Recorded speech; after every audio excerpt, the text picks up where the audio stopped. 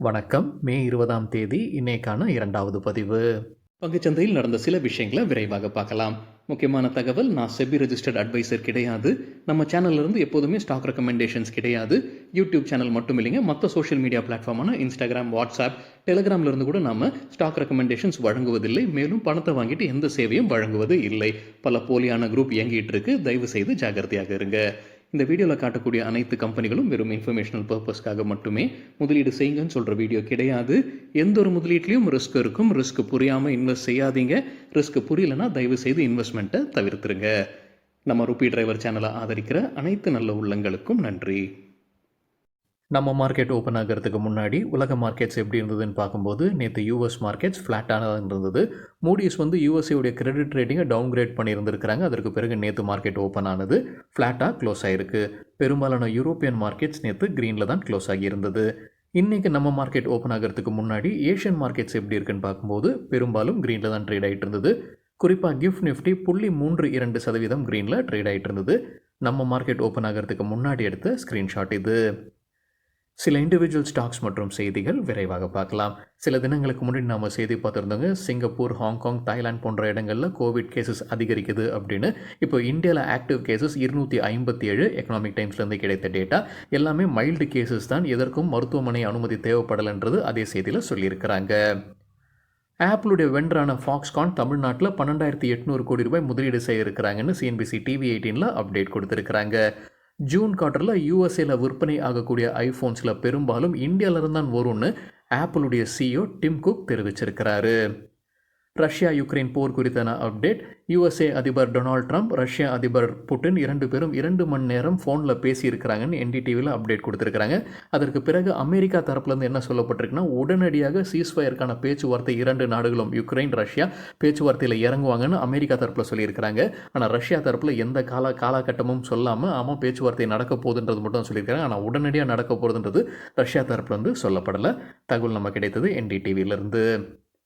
DLF quarterly result அறிவிச்சிருக்கிறாங்க. Consolidated பேசிஸில் profit 1282 கோடி ரூபாய், இயர் ஆன் இயர் 39% அதிகரிச்சிருக்கு. ரெவென்யூ 3127 கோடி ரூபாய், இயர் ஆன் இயர் 47% அதிகரிச்சிருக்கு. டிவிடெண்டும் அறிவிச்சிருக்கிறாங்க, ஒரு ஷேருக்கு 6 ரூபாய். டிஎல்எஃப் ரிசல்ட்டுக்கு பிறகு புரோக்கிங் கம்பெனிஸ் என்ன ரேட்டிங் டார்கெட் கொடுத்துருக்காங்க. நேற்று 737 லெவலில் க்ளோஸ் ஆயிருக்கு. ஒட்டு மொத்தமாக 24 அனலிஸ்ட் கவரேஜ் கொடுத்துருக்காங்க டிஎல்எஃப்க்கு. அதில் 21 பேர் பை ரெக்கமெண்டேஷனும் 3 பேர் ஹோல்ட் ரெக்கமெண்டேஷன் கொடுத்துருக்காங்க. சில புரோக்கிங் கம்பெனிஸ் இந்த 1000 ரூபாய்க்கு மேலே டார்கெட் கொடுக்கக்கூடிய நிறுவனங்களை பார்த்துடலாம். ஜெஃப்ரிஸ் கொடுத்துருக்கிற டார்கெட் கரெக்டாக 1000 ரூபாய் டிஎல்எஃப்க்கு.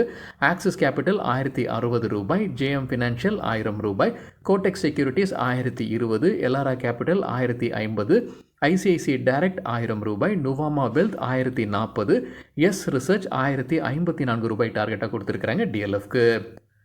ஷாம் மெட்டாலிக்ஸ் அண்ட் எனர்ஜி தரப்பு அப்டேட் இருக்குது. கம்பெனி வேகன் உற்பத்தியில் என்ட்ரு ஆகுறாங்க. வெஸ்ட் பெங்கால் ஆலையுடைய ஆப்ரேஷன்ஸ் மார்ச் 2026 துவங்கும்னு சொல்லியிருக்கிறாங்க Sham Metaliks and energy.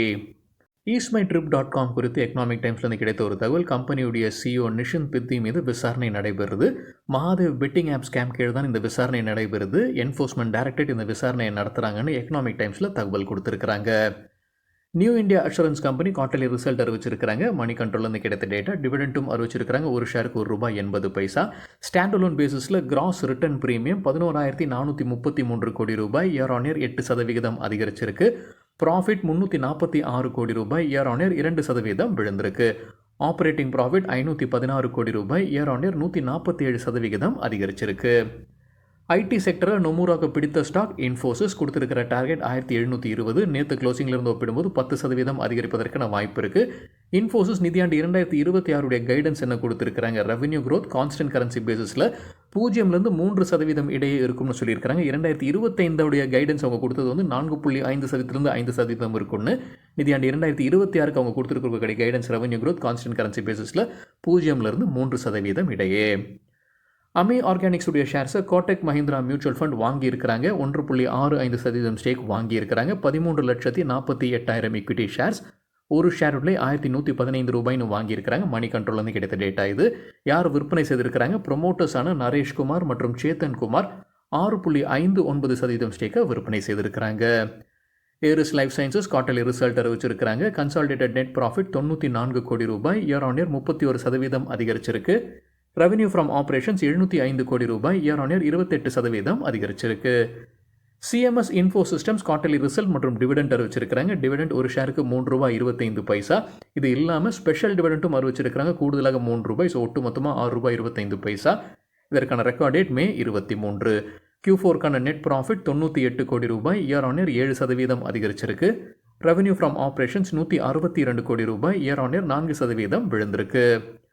KRBL குறித்து சிஎன்பிசி டிவி 18லேருந்து கிடைத்த ஒரு தகவல். நம்ம இந்தியா கேட் பிராண்ட் வைத்திருக்கக்கூடிய company, India Gate basmati rice அந்த பிராண்ட் வைத்திருக்கக்கூடிய கம்பெனி அந்த KRBL, அவங்க நிதியாண்டு 2026 அவங்க எதிர்பார்க்கக்கூடிய வருவாய் 6000 கோடி ரூபாயை கடக்கும்னு சொல்லியிருக்கிறாங்க. நிதியாண்டு 2025 அவங்களுடைய வருவாய் 5600 கோடி ரூபாயாக இருந்தது, 6000 கோடி ரூபாயை கடக்கும்ன்ற எதிர்பார்ப்புன்னு கம்பெனியுடைய CFO தெரிவிச்சிருக்கிறாரு.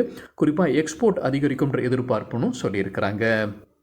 Gen டெக்னாலஜிஸுடைய ஷேர்ஸை Motilal Oswal ரேட்டிங்கை downgrade பண்ணியிருக்கிறாங்க.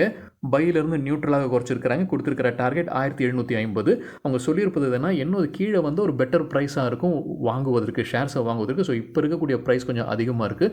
ஸோ ப்ரைஸ் கரெக்ஷன் இருக்கும்போது வாங்கலாம்ன்ற மாதிரி சொல்லியிருக்கிறாங்க Motilal Oswal. Gujarat gas quarterly result dividend அறிவிச்சிருக்கிறாங்க. டிவிடெண்ட் ஒரு ஷேருக்கு ₹5.82. Q4க்கான நெட் ப்ராஃபிட் 287 கோடி ரூபாய், குவார்ட்டர் ஆன் குவார்ட்டர் 30% அதிகரிச்சிருக்கு.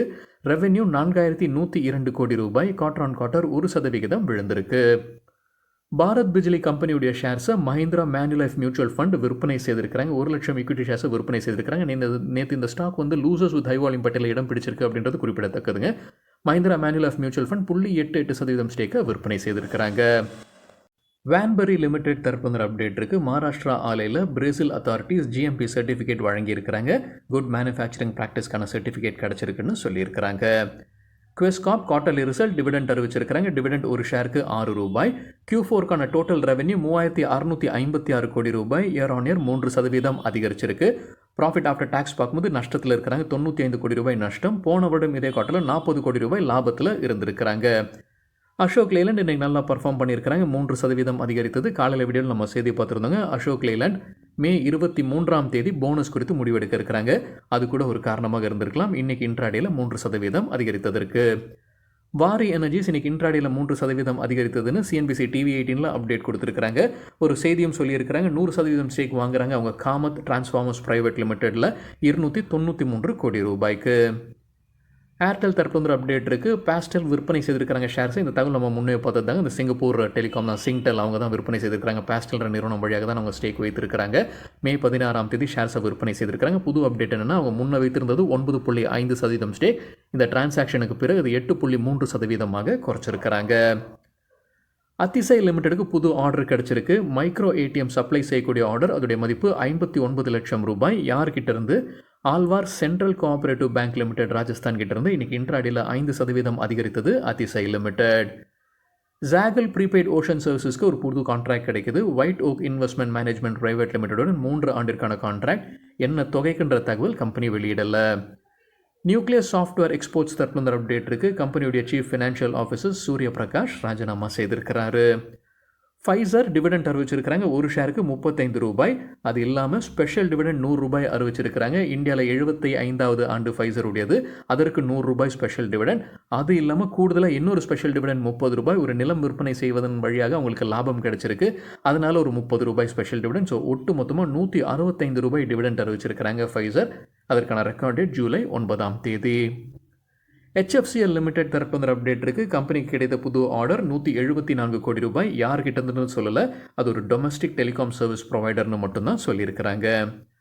பாரத் எலக்ட்ரானிக்ஸ் குறித்து சிஎன்பிசி டிவி 18லேருந்து கிடைத்த ஒரு தகவல். கம்பெனியுடைய மேனேஜ்மெண்ட் ஏர்னிங்ஸ் காலில் சொல்லியிருக்கிற விஷயம், நிதியாண்டு 2026 அவங்க எதிர்பார்க்கக்கூடிய ஆர்டர்ஸுடைய மதிப்பு 27,000 கோடி ரூபாய் குறைந்தபட்சம்னு சொல்லியிருக்கிறாங்க. சில கம்பெனிகள் டிவிடெண்ட் அறிவிச்சிருக்கிறாங்க. எவரெஸ்ட் இண்டஸ்ட்ரீஸ் ₹2.50 டிவிடெண்ட் அறிவிச்சிருக்கிறாங்க. Carysil limited ₹2.40. மேல்காம் இந்தியா லிமிடெட் ₹3 டிவிடெண்ட். பை இண்டஸ்ட்ரீஸ் ₹10 டிவிடெண்ட்.